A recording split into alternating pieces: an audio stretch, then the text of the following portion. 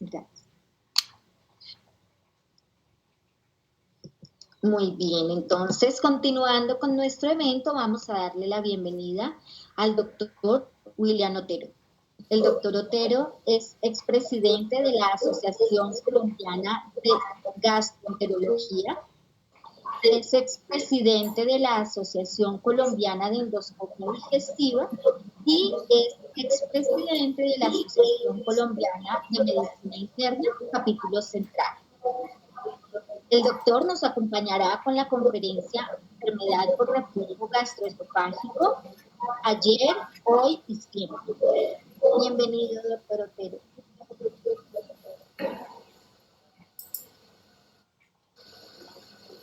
¿Se me ve la diapositiva? Sí, doctor. Doctora Marta Patricia, mil gracias. Para mí es un placer, me siento honrado de participar en el curso Jimeno Ramírez. Me fascina sobremanera la ACMI.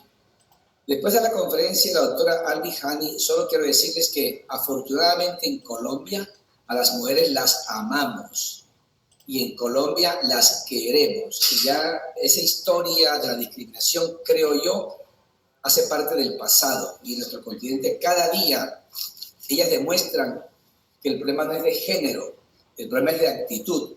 Que vivan las mujeres de Colombia y las mujeres del mundo. Las amamos a todas. La enfermedad por reflujo gastroesofágico, ayer, hoy y siempre una conferencia que la doctora Marta Patricia me ha a mí asignado y estoy muy agradecido con ella porque me ha hecho reflexionar.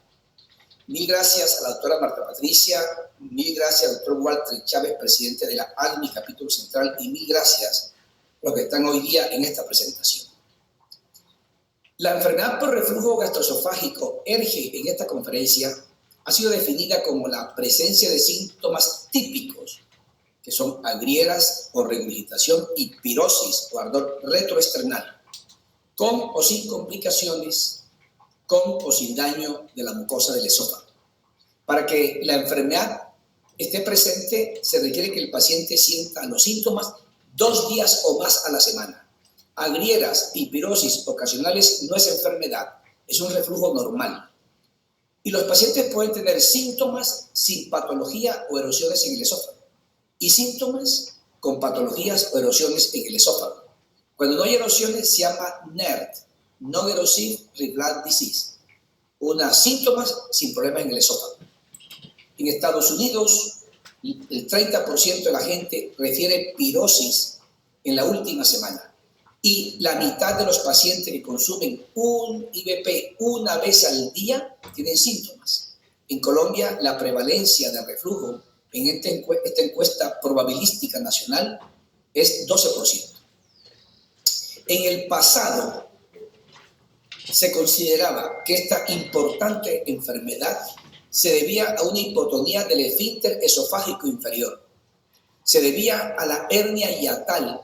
Lamentablemente, todavía hoy día la gente asimila el concepto de hernia con síntomas de reflujo. La hernia hiatal la padece el 50% de la gente a los 50 años. Sin embargo, el reflujo solamente el 12%. Y se consideraba que se debía a una regurgitación o devolución espontánea del ácido hacia el esófago. Eso era ayer. Hoy es otra cosa. Hoy el reflujo es una patología compleja. Hay muchas presentaciones clínicas y están por fuera de ese paradigma de la antigüedad. Después de varios consensos de expertos, hoy día es una familia de síndromes.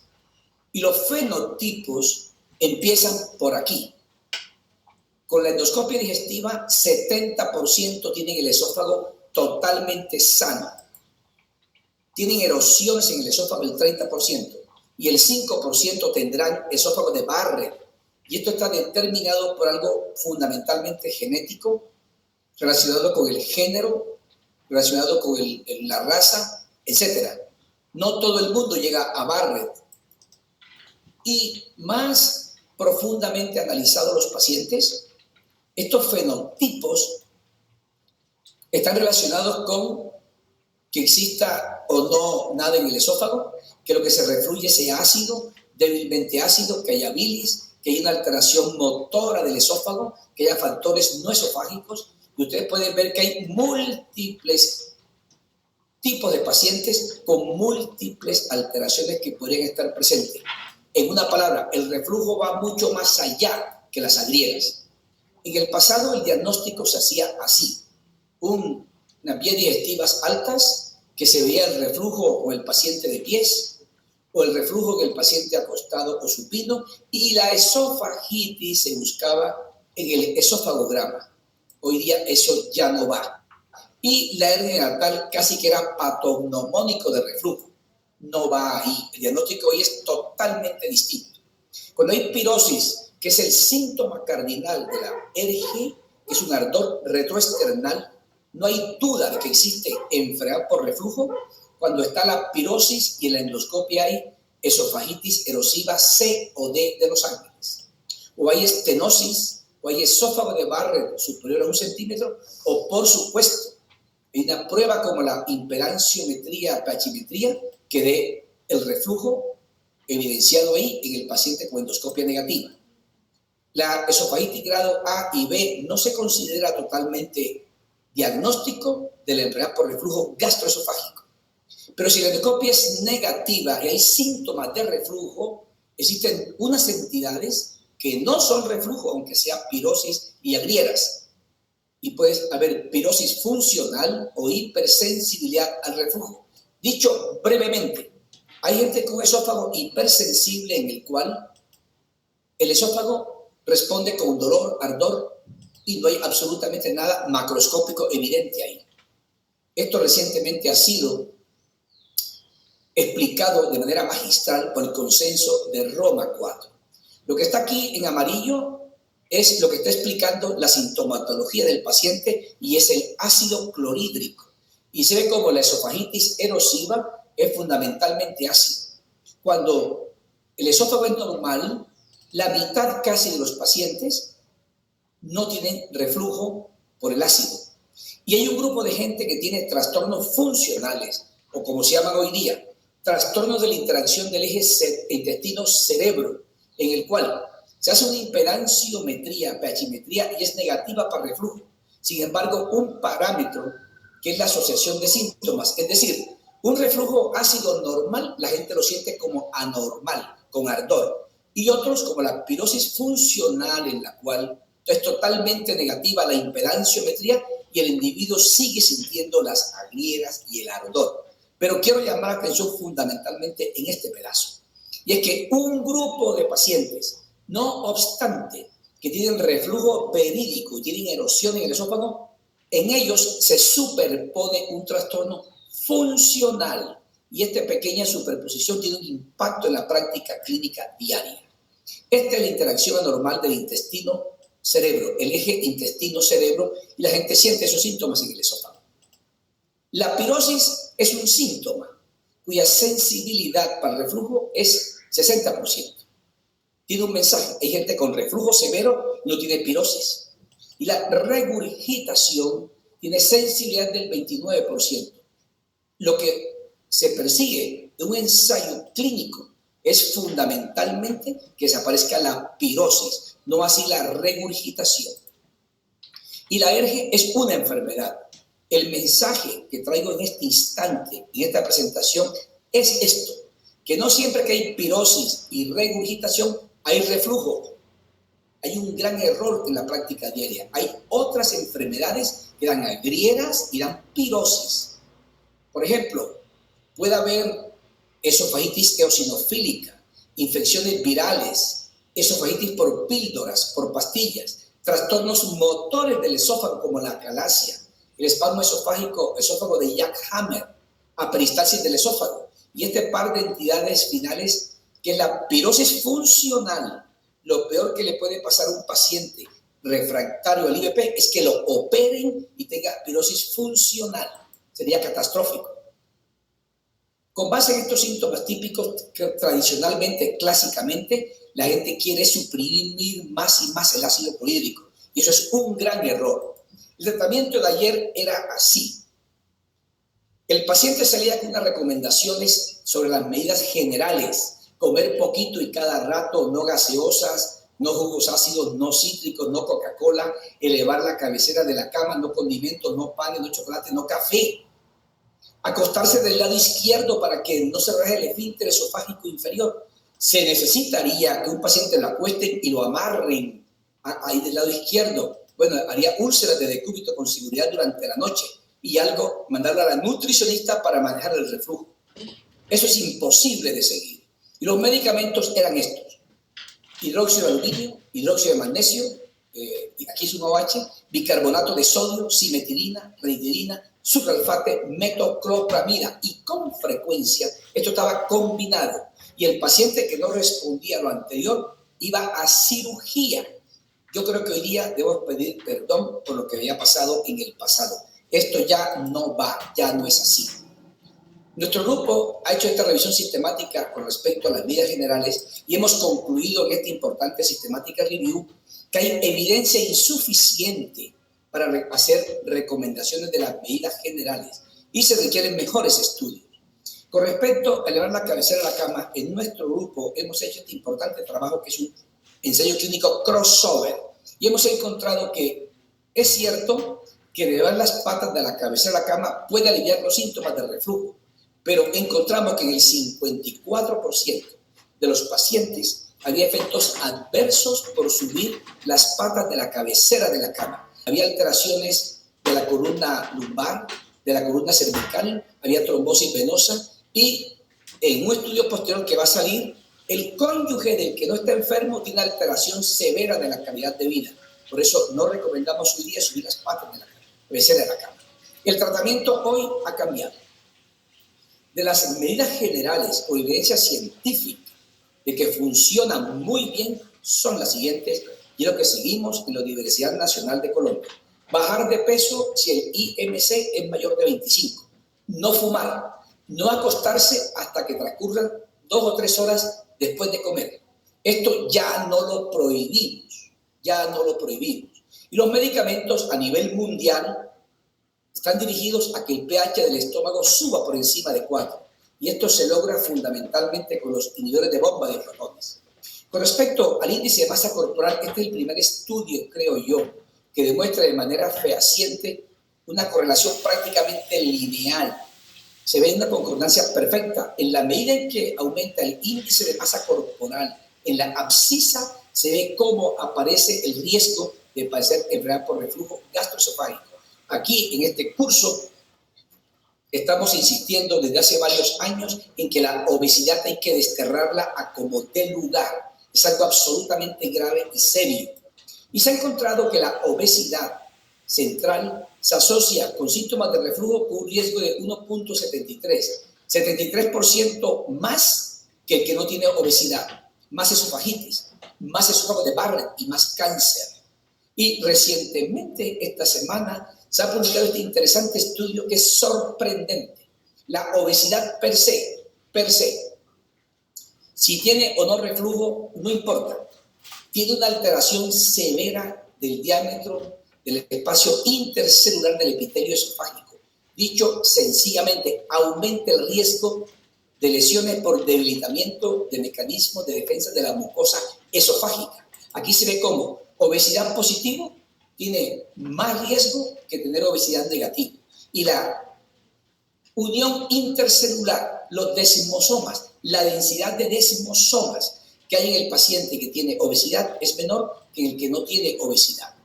Y con microscopía con focal láser, hoy día son microscopías que se hacen a través del endoscopio, casi que se ve el nucleolo de la célula, se ve cómo se aumenta notablemente la permeabilidad en estos individuos. Entonces, bajar de peso es fundamental. Si alguien baja 3.5% de unidades del índice de masa corporal, hay un altísimo riesgo favorable de que mejore. Y recientemente se ha encontrado que la obesidad y reflujo responden, tienen riesgo atribuible de la mitad de los adenocarcinomas del esófago y de 1/3 de los adenocarcinomas del estómago. Por supuesto que tomar también tiene riesgo, pero quiero destacar que ser obeso explica la mitad de los cánceres del esófago. Y dejar de fumar, este interesante estudio de seguimiento, casi 20 años, demostró que si un paciente con reflujo deja de fumar, el riesgo de que mejore es 3. Y si dejan de fumar, es importantísimo porque el cigarrillo además explica la mitad de los cánceres escamos celulares del esófago, la tercera parte de los adenocarcinomas y tiene que ver con el cáncer del estómago. Los medicamentos entonces hoy día son la piedra angular del manejo. Sin embargo, un IVP una vez al día en muchos pacientes no soluciona el problema y 40% continúan con síntomas. ¿Qué hacer en la práctica diaria? Si se da un IVP una vez al día y los síntomas persisten, se puede doblar la dosis antes del desayuno, antes de la cena, durante 8 a 12 semanas. Creo que 12 semanas es lo correcto que hay que esperar. Y si en 12 semanas el paciente no ha mejorado, se define hoy día como enfermedad por reflujo refractaria. Y esta es la causa más frecuente por la cual los pacientes vienen al gastroenterólogo. Hasta hace poquito, nosotros éramos muy proclives, al igual que muchos médicos del mundo, ante un paciente con reflujo refractario, solicitar de manera inmediata impedanciometría y pHmetría para determinar si los síntomas eran por un reflujo no ácido, ácido, débilmente ácido, etc. Hoy día hemos cambiado nosotros esa actitud. Hemos dicho que hay que esperar un instante antes de la impedanciometría y pHmetría. Hay que mirar entonces, antes de proceder, si el esófago es normal, como en este caso. Si el esófago es normal, o sea que existe 50% de probabilidad de que tenga un NERD, verdadero reflujo con esófago normal, y la otra mitad de que tenga un trastorno funcional. Verificamos el índice de masa corporal, si es más de 25, si el paciente fuma, si tiene estrés. Estos lo tenemos en cuenta de manera bíblica antes de someterlo a una impedanciometría. Segundo, mirar si la prescripción es correcta del IVP. El IVP no se toma a demanda, sino permanentemente, porque los IVPs convencionales disponibles hoy día requieren 5 dosis, 5 días para alcanzar la máxima inhibición de ácido. No es que haya griegas y se toma. Y si no es correcta la prescripción, se dobla la dosis. O se puede cambiar de pronto a otro IVP. Este estudio nos inspiró recientemente o nos corroboró porque en el pasado se había encontrado que mucha gente que no responde al IVP no lo hace porque falte inhibir más el ácido. Este estudio demostró que el que falla al IVP versus el que tiene éxito con el IVP son, desde el punto de vista de impedanciometría y pHmetría, totalmente normales. Lo que cambia es esto, que los pacientes que no responden tienen una superposición de hipersensibilidad al reflujo o una pirosis funcional. 75% tienen superpuesto un trastorno funcional. Entonces, un paciente con pirosis y agriegas y endoscopia negativa tiene verdadero reflujo, 45%. La impedanciometría, pHmetría lo demostrará. Tiene pirosis funcional, 20-25%. Pero voy a llamar la atención y lo que nosotros hacemos en la práctica diaria. Si toma IVP 2 veces al día, los estudios publicados han encontrado que con 2 dosis de IVP, 90% de los que no responden tienen un trastorno funcional. Eso es muy importante. Con base en eso, este es nuestro enfoque del manejo de la ERGI hoy día. Síntomas típicos, pirosis, regurgitación, el paciente tiene 2 veces o más por semana, se inicia IVP enseguida. Se envía a endoscopia digestiva porque hoy día la endoscopia digestiva puede ser diagnóstica de la enfermedad. Si hay esofagitis erosiva, grado C o D, que está diagnosticado el paciente, se continúa IVP y si responde, fantástico. Si no responde, aquí los voy a invitar a que sigan este manejo para optimizar el tratamiento del individuo. Habrá que ver si está obeso, porque si está obeso es imposible que cualquier IVP le quite los síntomas. Si fuma, si está estresado, algo importantísimo, habrá que hacer endoscopia y tomar biopsias para determinar esofagitis eosinofílica. Habrá que dar en este paciente que no responde una dosis, segunda dosis antes de la cena. Si no mejora, con base en lo que se ha publicado, 90% tienen trastorno funcional. Nosotros entonces, teniendo en cuenta el alto costo de la impedanciometría y pHmetría en un país con recursos limitados en salud, creo que este paciente se podría beneficiar de un ensayo empírico de neuromoduladores. Y si no responde, habría que discutir los que somos pobres a veces mandamos una impedanciometría y pH-metría. El alginato ya no sabemos dónde está ubicado. También aquí en este instante, recientemente hemos vuelto a usar de manera adicional al IVP los procinéticos. La pirosis funcional y la hipersensibilidad al reflujo no tienen medicamentos aprobados por la FDA. Sin embargo, estos trastornos se pueden tratar con neuromoduladores viscerales. Se denominan así los medicamentos como los antidepresivos, inhibidores selectivos de recaptación de serotonina, trazodone, etc., pero a dosis menores que las utilizadas para manejar los trastornos psiquiátricos. Cuando el paciente se le da este remedio, habrá que explicarle. Va a tomar un remedio que es para la depresión, pero en su caso llevan dosis mucho menores porque el dolor torácico funcional, el globo, disfagia funcional, hipersensibilidad y pirosis funcional, hoy día se pueden tratar con estos medicamentos de una forma off-label. No están aprobados para esto, pero el paciente, con base en lo publicado, se podría beneficiar. Con base en lo anterior, recientemente nuestro grupo ha publicado este trabajo en Acta Médica Colombiana este mes. 549 pacientes elegibles, 18 cumplieron criterios de inclusión y esto hemos encontrado. Con esta forma de ver el reflujo, 74% de la gente que no mejoraba, mejoró con el IVP. Y de los pacientes que con 2 dosis de IVP no mejoraban, secuencialmente, adicionando ahora la amitriptilina, logramos que el 85% de toda la cohorte que no mejoraba, mejoró. Con base en lo anterior, yo creo que no hay que precipitarse a hacer exámenes. Y hay muchos enfoques y estrategias para el paciente que no mejora con el IVP. Recientemente el profesor Baesi, una autoridad mundial, uno de los papas del reflujo, ha encontrado que si se da colesevelam en una presentación específica que se mantenga en el estómago, el colesevelam, queda, atrapa sales biliares. Se ve como 500 miligramos, 1000 miligramos y 1500 miligramos, 1500 miligramos adicionados a una dosis de IVP, mejora notablemente a los pacientes que antes no respondían al IVP. Y este año ha aparecido este metaanálisis que me parece formidable, y el cual se demuestra que los pacientes refractarios, adicionar un procinético, mejora a los pacientes. También mejora a los no refractarios, pero yo creo que habrá que dar el IVP y esperar que no mejore para adicionarlo.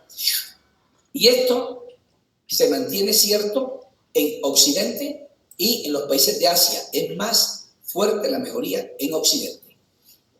En nuestro grupo, hace muchos años, usamos solo el esomeprazol, porque un estudio hecho con el Departamento de Ciencias, la Facultad de Ciencias de la Pontificia Universidad Javeriana, hemos encontrado en 2 ocasiones que metabolizadores rápidos de los IVP de primera generación, omeprazol, pantoprazol, lansoprazol, sucede en el 80-84% de la gente estudiada en Bogotá. Y el esomeprazol no es influido por este metabolismo. Y se ha encontrado en estudios de revisiones que cuando el paciente no mejora al IVP, no hay que descartar la posibilidad de que sea un metabolizador rápido del IVP. Y el esomeprazol y remeprazol no son metabolizados de esa manera en el hígado. Más recientemente ha aparecido el IVP de tercera generación, el grito de la moda, los PCABs, que son bloqueadores de los canales de potasio en la zona parietal, se concentran 100.000 veces más en la zona parietal versus 1000 veces los convencionales. Este medicamento es el grito de la moda, el que más inhibe la secreción de ácido.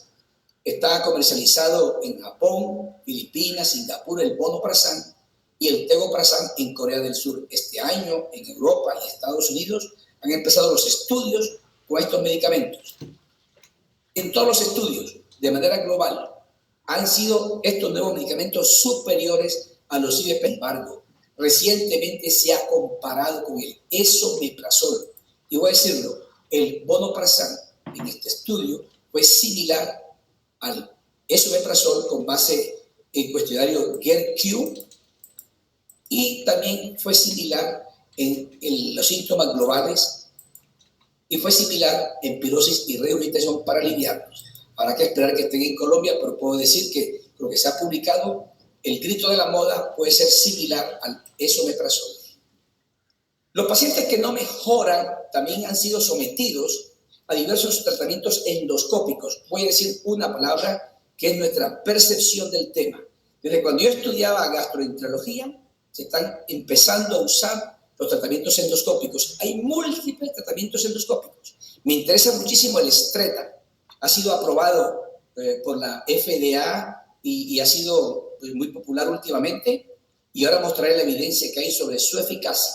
Se han utilizado los imanes que se aplican por la paroscopia para que aumenten la presión del esfínter esofágico inferior y hacerlo más fuerte, pero ha habido accidentes con el tiempo. Ha perforado el esófago y ha habido que sacarlo.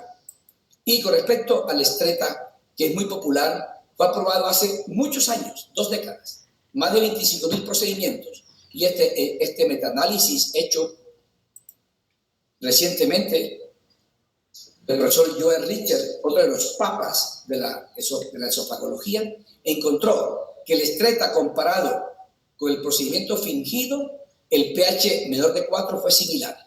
La presión del esfínter esofágico inferior fue similar. La capacidad para suspender el IVP fue similar. Calidad de vida fue similar. En mi opinión, los pacientes deben ser muy bien elegidos y un grupo de expertos en hospitales de tercer nivel universitarios decidirán qué paciente se le va a aplicar eso. La cirugía hoy día está más o menos claro qué pacientes se operan. Los del pasado eran los que no respondían a nada. Es un craso error. Hoy es diametralmente opuesto. Van a cirugía. Los que han respondido adecuadamente a un IVP son personas jóvenes que no quieren tomar medicamentos o que lamentablemente tienen alergias o no toleran el IVP o tienen hernias diatales gigantes, más de 4 centímetros, habrá que operarlos. Hacia el futuro, la pregunta que la doctora Marta Patricia me exigió, ¿qué hacer siempre en el reflujo? Siempre explicarle al paciente que es una patología incurable, que tiene riesgo de cáncer.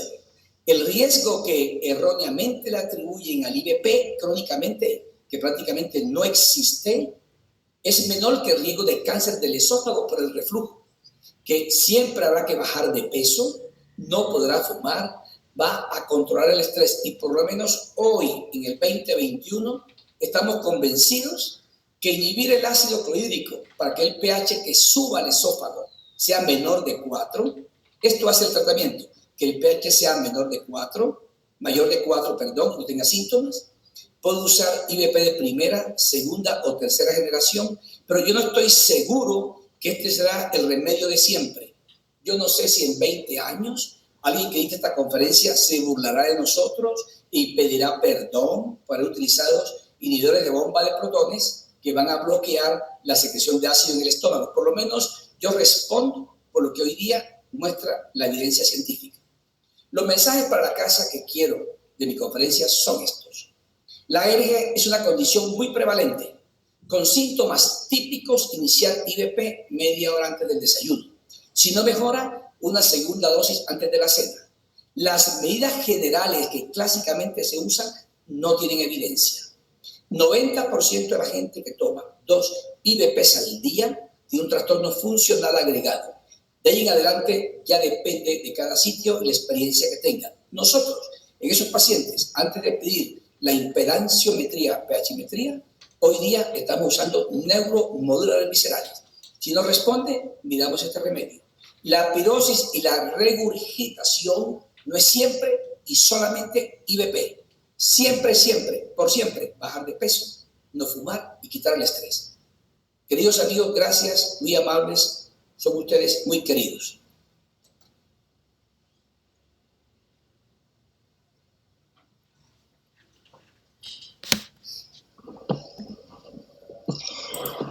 Muchísimas gracias, doctor Otero, por su excelente conferencia y gracias por ese amor y admiración que siente hacia Erasmo.